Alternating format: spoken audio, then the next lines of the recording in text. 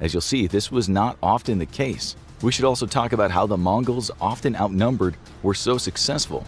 They conscripted males as young as 14 and as old as 60. Each man received part of the bounty distributed by a kind of governing body called a jarku. This meant that said soldiers would all take a slice of what they found: slaves, horses, cattle, textiles, precious metals, and food. If you served, there were many rewards. If you disobeyed orders or fell asleep on watch, the punishment was severe. Maybe lashes, maybe death. If you ran away or deserted, you'd be caught and put to death. But yes, there were significant rewards, which was great motivation for the soldiers. The Mongols were famed for being able to ride a horse and fire arrows quickly at greater distances than their enemies. They used wooden saddles with high fronts and backs, which enabled them to sit securely and take a shot. When they had whole populations of towns rounded up, as they did in the cities we've discussed, they used spears, axes, long knives, or curved swords 30 to 50 inches long to cut down the populations. Did the soldiers sometimes feel bad about the industrialized killing? It's hard to say, but since they were rewarded, and since their leaders had often given a city a chance to surrender first, maybe not.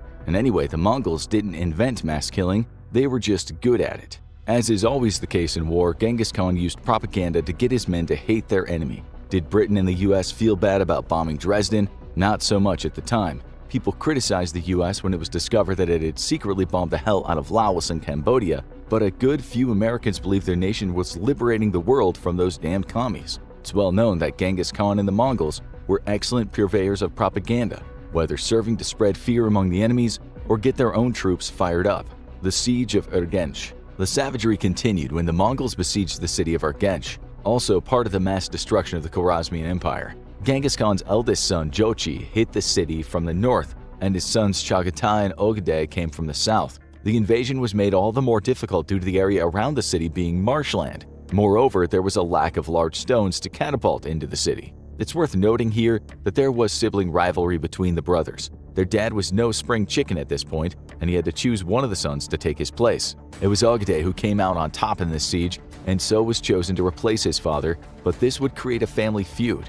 The Siege of Urgench was one of the hardest for the Mongols when destroying the Khwarezmians, but with their catapults, their huge siege bows that could fire 20-foot arrows, and their battering rams, they eventually broke through. The Mongols also had gunpowder, something they'd discovered when invading China. To give you an idea of a typical arsenal for a Mongol siege, a historian wrote it consisted of 3,000 machines flinging heavy incendiary arrows, 300 catapults, 700 mangonels to discharge pots filled with naphtha, 4,000 storming ladders, and 2,500 sacks of earth for filling up moats. Naphtha, in case you didn't know, is a highly flammable liquid.